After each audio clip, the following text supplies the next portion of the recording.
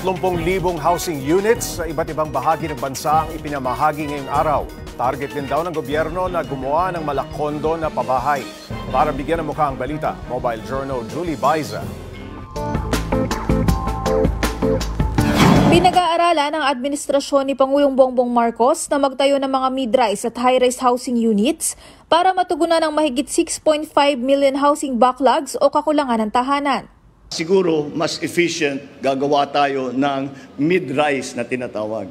Kung maalala nyo yung Bliss, diyan nag-umpisa ang mid-rise na ilang 5 stories, 6 stories na building.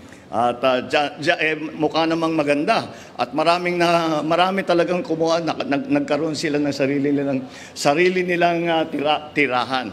Ngunit ngayon dahil mahirap na, siguro baka pataasin pa natin. Baka pwede na natin itaas hanggang high-rise na. Nangako rin daw ang Department of Human Settlements and Urban Development na makapagpagawa ng 1 milyong units kada taon hanggang sa matapos ang kanyang termino. Pinatitiyak naman ni PBBM na malapit sa trabaho ang lokasyon ng housing project. Kailangan din daw na may eskwelahan, pamilihan o palengke na accessible sa mga ito. Ang kalidad ng bahay dapat din ay matibay. Batid natin ang iba't ibang uri ng sakuna at problema dumadaan sa ating bayan. Kaya naman, napakahalaga na masiguro natin na ang mga bahay na ating itinatayo at ipinapamahagi ay mananatiling matibay at tatagal anuman ang maging lagay ng panahon. Ngayong araw, 30,000 beneficiaries sa iba't ibang bahagi ng bansa ang nakatanggap ng housing units. 5,400 dyan mula dito sa Nai, Cavite. Mismo ang Pangulo ang umikot at bumisita sa pabahay.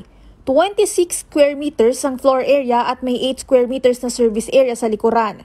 Bawat unit, may tig-iisang kwarto, palikuran at lababo. Nagkakahalaga ang bawat unit ng halos 600,000 piso. Sabi ng National Housing Authority, nasa 600 hanggang 800 pesos ang bayad. May dagdag daw ito kada 5 taon. Babayaran nila ito sa loob ng 30 taon. Ang utang na pabahay na ito ay sa pamamagitan ng NHA in-house financial plans.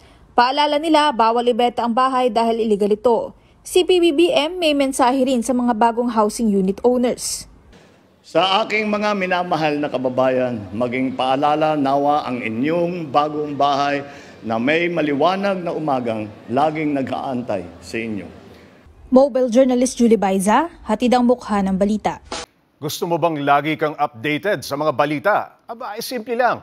Mag-subscribe ka na dito sa 1PH. I-click mo lang ang subscribe button at notification bell para hindi ka nahuhuli sa mga balitang dapat mong malaman.